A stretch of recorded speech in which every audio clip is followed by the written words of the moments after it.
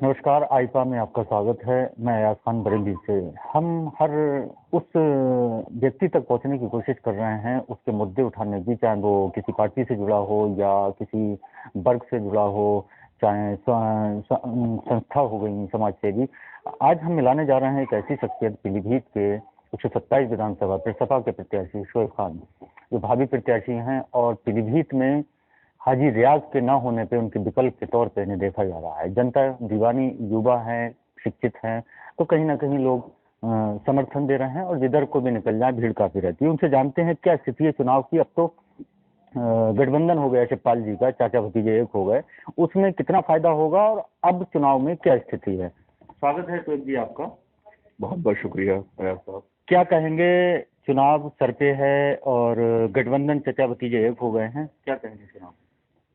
गठबंधन को लेकर उत्तर प्रदेश की ही नहीं, हिंदुस्तान की पूरी आवाम को इंतजार था कि चाचा भतीजे एक हो जाएं, क्योंकि भारतीय जनता पार्टी के जुल्मों से जनता परेशान हो चुकी है।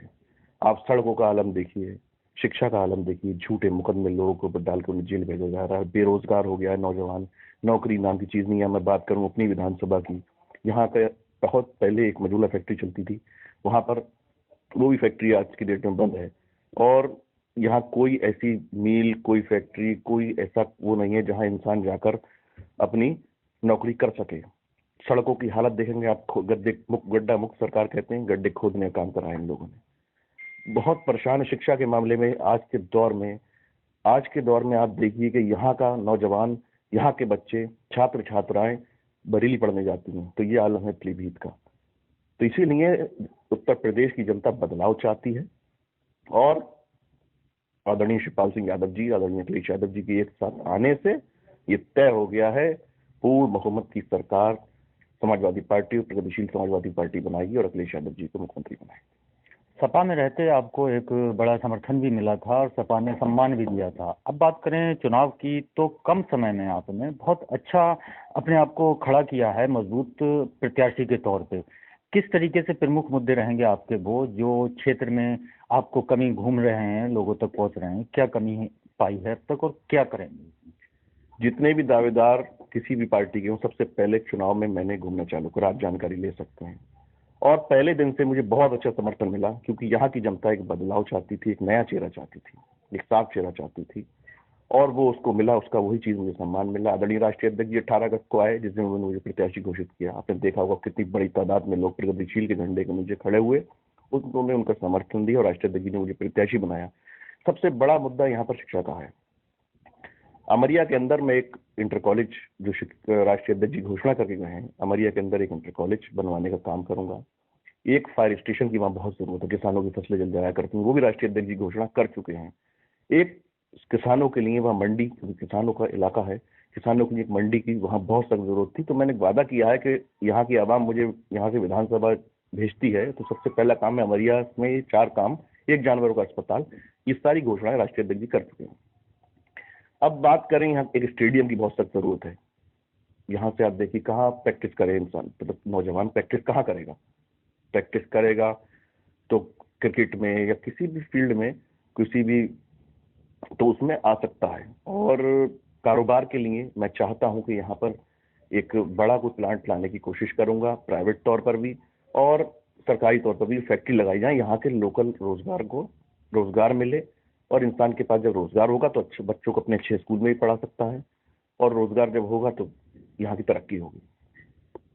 बहुत अच्छे मुद्दे आपने सोचे हैं, इससे कहीं ना कहीं भला होगा जनता का। अब बात करें गठबंधन, इस गठबंधन से पहले क्या स्थिति थी और अब क्या स्थिति है, अगर नजर डालेंगे?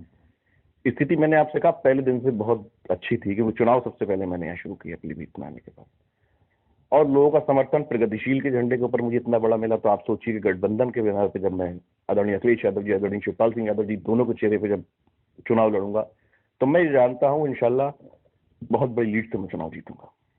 हाजी रियाज जी ने जो किया था अपने टाइम में, उसको किस तरीके से देखते हैं आप? क्या उसका फायदा आपको मिल पाएगा? जनता किस तरीके का समर्थन आपको? वो बड़े नेता थे, अब वो हमारे बीच नहीं है, उनके बारे में कोई बात नहीं कहना चाहूंगा। बस जो मुझे करना है मैंने बता दिया। पीलीभीत बहुत पिछड़ा है, ये हरी भरी विधानसभा है, इसको ऐतिहासिक विधानसभा होना चाहिए। एक बार मुझे मौका मिलेगा तो मैं आपको दिखाऊंगा, जब आप सितारगंज से मेरी विधानसभा में आएंगे 127 विधानसभा, तो आपको महसूस होगा कि 127 विधानसभा में आप आए हैं। और मंडल के अंदर मैं दावे के साथ कह सकता हूँ सबसे पिछड़ी विधानसभा है जो मैंने अब तक जानकारी हुई है मुझे। क्षेत्र में घूम रहे हैं, जैसे अभी देखा आपने किसानों का बहुत बड़ा एक धरना चल रहा था, उसको अब मान लिया, उसको किस नज़र से देखते हैं? मोदी जी ने वापस लेने की बात कही है, तो आप किस नज़र से देखते हैं जो बिल? एक साल से ऊपर हो गया किसानों को वहां बैठे हुए, गूंगी बेंगी सरकार ने, तो चुनाव आ गया, मजबूरी थी इनकी वापस लेना। मैं हर प्रदर्शन में किसानों के रहा हूँ। किसानों ने अमरिया में एक प्रदर्शन किया था और बाजार बंद किया था, मैंने अपनी पार्टी के साथ खुद वहां रहकर पूरा समर्थन किया उसका। और सिर्फ इकलौता मैं ही एक ही मैंने इकलौता जनप्रतिनिधि था जो किसानों के साथ अमरिया में खड़ा हुआ था। इसकी जानकारी आप संयुक्त किसान मोर्चा से ले सकते हैं। तो आगे के लिए क्या सोचा है किसानों के लिए अपने खास?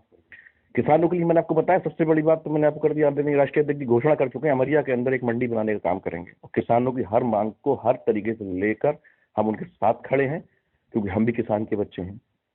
और आदरणीय राष्ट्रीय अध्यक्ष जी, आदरणीय अखिलेश यादव जी भी किसान के बच्चे, और शिवपाल सिंह यादव जी, तो हम लोग किसानों के साथ हमेशा खड़े रहे हैं, कंधे से कंधा मिलाकर। इसकी मिसाल मैंने आपको दी कि अमरिया में फिर इकलौता मई जनप्रतिनिधि था जो किसानों के धरना प्रदर्शन में शामिल हुआ था।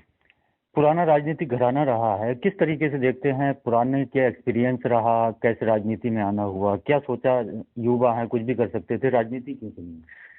मुझे अपने दादा को देख के, दादा के बारे में सुना था और शौक था मेरा कि राजनीति में आऊं। मैं आया 2011 में राजनीति में आया, युवा जनता का प्रदेश सचिव समाजवादी पार्टी का, कई बार प्रभारी भी रहा कई जगह, और मैं बढ़ता चला गया। उसके बाद प्रगतिशील में भी काफी लंबा वक्त मिला लेकिन जब मैं जनता के बीच उतरा आके, तो मुझे लगा कि लोग चाहते हैं कि ऐसा कुछ चेहरा निकल के आए। उसका आज तक जब से मैं आया हूँ राजनीति में बड़ा समर्थन मिला। मुझे उम्मीद भी नहीं है कि जहां भी मैं जाता हूँ इतनी मोहब्बत और प्यार जनता देती है मुझे। क्या लगा आपको जनता में क्या कमी है, मुझे राजनीति में आना चाहिए सेवा के तौर पे? कौन सी ऐसी परेशानी जो और पार्टियां नहीं कर पाई, आपने सोचा मैं अगर आता हूं तो क्या नया कर पाऊंगा जनता के लिए? आपको वो जनता जो चुने। जनप्रतिनिधि जनता की सेवा के लिए होता है, ना कि जनता के ऊपर झूठे मुकदमे लिखवाने के लिए, जनता की जमीनों पर कब्जे करने के लिए, अपनी पेट भरने के लिए। मेरा आज भी जाके शागड़ वाला घर देख लेंगे, भैड़ी वाला, तो आप देखेंगे कि मैं जनता की सेवा के लिए ही काम करता हूँ। और जनप्रतिनिधि चाहे जो विधायक होता है तो वो अपनी विधानसभा में जनता के बीच रहे, जैसे चुनाव में रहता है वैसे भी तो बीच रह सकता है। कैसे अधिकारी, आज जो अधिकारी 500 रुपए का रिश्वत लिया करते थे, आज वो 5,000 की रिश्वत लेने का काम कर रहे हैं। तो इन सब चीजों को देखते हुए मैं जनता के बीच में हमेशा सेवा करूंगा। बनने के बाद भी विधायक मैं यहाँ से बनता हूँ तो सुबह 10 बजे से लेके रात के 10 बजे तक तो मैं लगातार बैठूंगा, बाकी अपने जनता के बीच बैठूंगा, और बाकी जनता को जब जरूरत होगी रात के 2 बजे 1 बजे पूरी रात हर वक्त मैं जनता के बीच उनके साथ खड़ा मिलूंगा। गठबंधन के बाद शिवपाल जी से आप मिले जाके, तो क्या संदेश दिया उन्होंने, क्या कहा आपसे? कुछ ऐसी खास बात कही होगी? नहीं, ऐसी कोई खास बात तो नहीं, मुबारकबाद दी मैंने राष्ट्रीय अध्यक्ष जी को उनके गाँव क्षेत्र में, बस। और क्या कहेंगे, कुछ उससे तो कुछ कहने कुछ है नहीं, बाकी अब जो उनका फैसला होगा वो माना जाएगा। जब वहां से पहली बार पीलीभीत आए तो जनता को बड़ा खुशी हुई, गठबंधन की स्वागत किया, किस तरीके से देखते हैं लोगों ने? बहुत बहुत शुक्रिया अदा करूंगा मैं अपने कार्यकर्ताओं का, अपने चाहने वालों का। मैं जब पीलीभीत के अंदर एंट्री हुई मेरी, 40 से 50 गाड़ियों से लोगों ने बड़ा तादाद में, जबकि मैंने किसी से नहीं कहा था क्योंकि मैं नहीं चाहता था कि और स्वागत ऐसा हो। फिर पहले कार्यालय पर, फिर जहानाबाद, सरदार नगर, अमरिया, मुडलिया, गैसू, त्रिकुनिया, नसीर, बड़ा पूरा रात के 8:30 बज गए। मुझे ठंड के कोहरे की वजह से कार्यक्रम बंद करना पड़े, और मैंने कहा कि आइंदा फिर इंशाल्लाह आने वाले दौर में हम लोग स्वागत किया। मैं तो आप सबके बीच का हूँ और मैं रहूंगा, और इसलिए मैं उनका बहुत शुक्रिया अदा करता हूँ, अपने कार्यकर्ताओं का और अपने सभी चाहने वालों का, जिनकी मोहब्बत से आज जो भी मैं हूँ वो हूँ।